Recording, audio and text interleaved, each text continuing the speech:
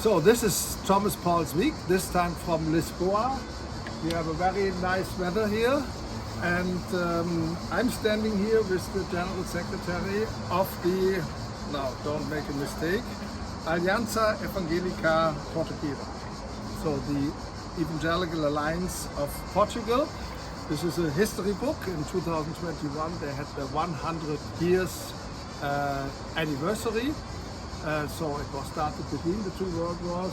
Tell me a little bit about who is the Evangelical Alliance here in the country. Well, the Evangelical Alliance started to be a movement of prayer, and it still is one of our big events to gathering the churches and pastors and to promote them to go to different churches, the Protestants come to our churches, the Pentecostals with the Baptist Pentecostals, and the second week, as you know, of every year we do the prayer week, and because this is our DNA, prayer, it was the base of the connections. This 100 years, well, we now represent probably a big part, a majority of the evangelical churches. The big groups are Pentecostal and charismatic evangelical churches, but we have also the founder, the Brethren Church, and also the Baptist Church.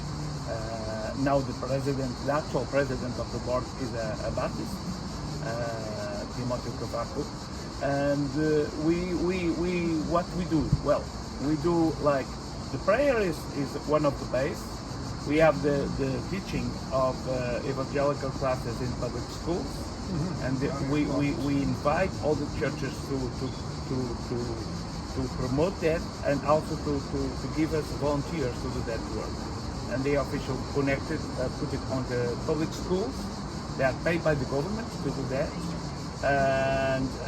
and we have 3 teachers.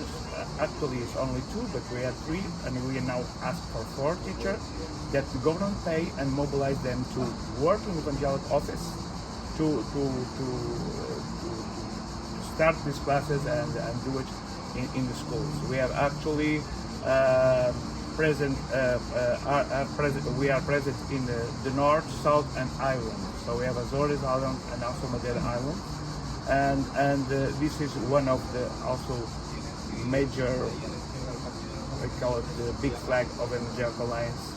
But what we do also, we do the national TV program. We have 3 times on the public television of 7 minutes, 2 of 7 minutes and half an hour, and we do also these programs.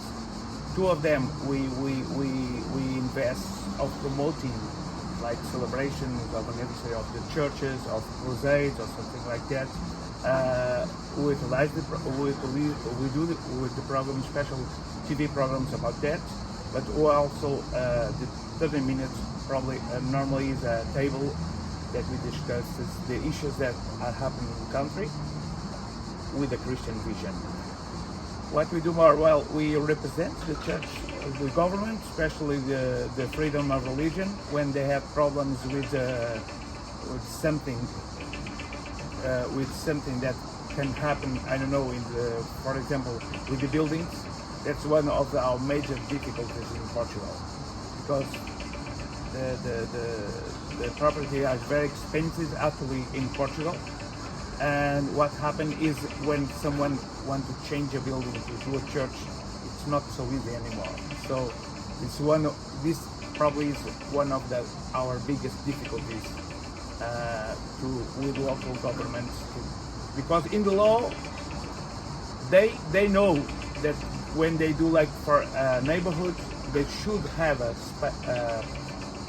dedicated space for also evangelical churches.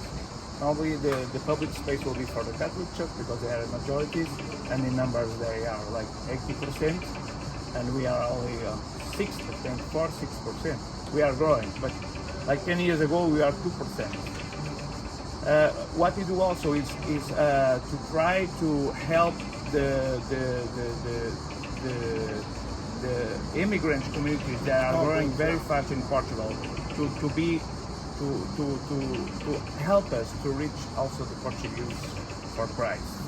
And we have lots of Brazilian church, especially Brazilian church, some of Venezuela, because we have a big group of Portuguese in Venezuela, and now they moved to Portugal. And we try to talk to them and invite them to be part. Actually, we have 2 Brazilian pastors in our board, national board, to integrate them and to be one church with different cultures and different ethnies. And of course, we have a big history with the African Portuguese language countries, and we now are also invite them to be part of Evangelical. Okay.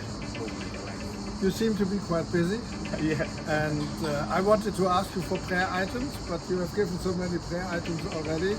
So those watching, I would like to point out 2 of the prayer items. You heard the problems of housing for the churches, Yes. where the worship services can be. So please pray for this. And the last thing, the immigrants from Latin America, from Africa, both reaching them with the gospel, but also the growing number of those who are believers already, that they really can be integrated with the, I say, traditional Portuguese believers and communities. So don't forget Portugal, pray for Portugal in your daily prayers. Thank you very much.